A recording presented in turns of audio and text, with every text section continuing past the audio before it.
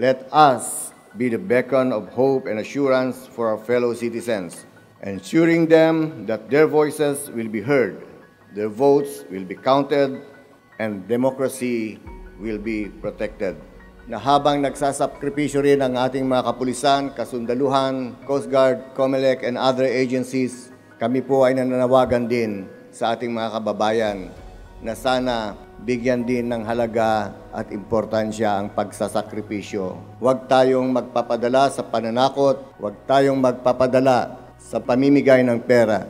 Bagkus kung anong nararapat, kung sinong karapat-dapat na iboto, yan ang iboto natin. Kung tayo nagkakaisa dyan, I think dyan din po mag-umpisa ang matahimik at mapayapang halalan.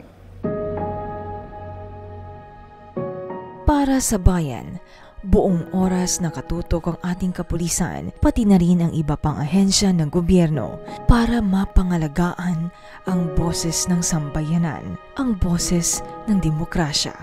Layunin ng ating kapulisan na maisiguro ang kaayusan at kapayapaan sa araw na ito. Sa ilalim ng pamumuno ng ating humble servant, ang ating Chief PNP na si Police General Benjamin Acorda Jr.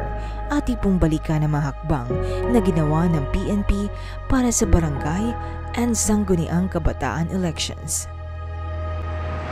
Isa sa mga hakbang na isinagawa para sa maayos na BSKE 2023 ay ang pagsasagawa ng coordination meeting.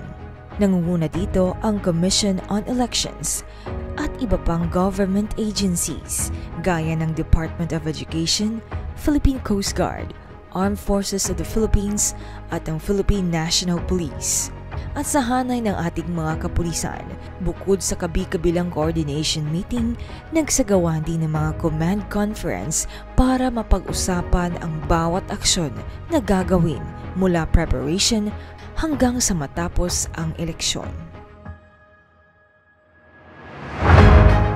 Nagkaroon ng multi-agency send-off ceremony ng mga personnel na madedeploy sa araw ng BSKE. Kabilang sa idineploy ang mga tauhan ng AFP, PCG, DepEd at ang Philippine National Police. Libo-libong mga personnel ang idineploy sa buong bansa para maisiguro ang kaligtasan ng mga botante at ang kaayusan ng eleksyon.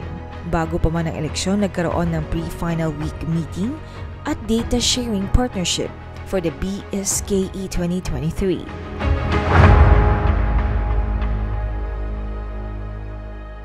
Bawat ahensya na ito ay may kanya-kanyang operation plan at pinagtutugma namin ang lahat ng yan. At so far po, yung ating mga kababayan ay sumusunod. Lalo-lalo na yung mga kandidato, pinapatunayan natin na seryoso tayo sa kampanya laban sa lahat ng klase ng violations patungkol sa election, prior to the conduct of the election, during the election, or even after the conduct of the election.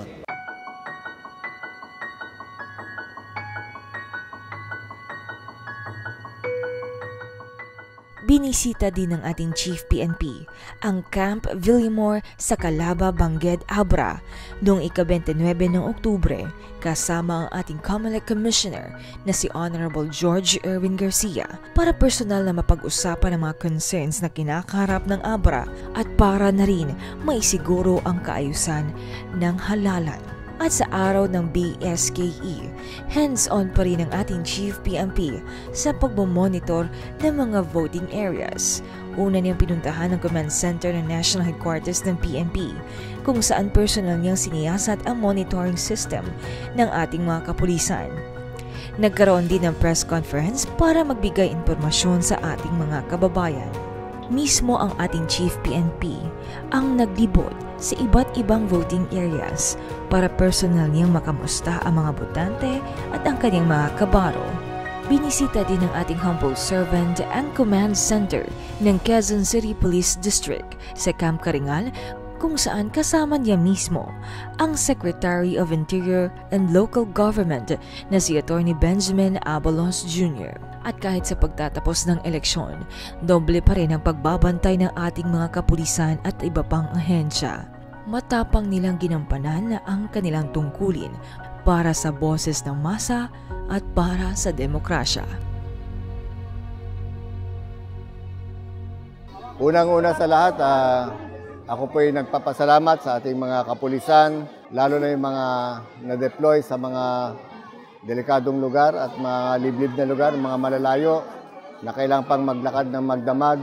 Maraming salamat and we had a very fruitful activity sa election and also salamat din sa Philippine Army, mga Coast Guard and other members of the Armed Forces of the Philippines. Yung efforts natin na naglipad ng ating mga kapulisan sa BARM.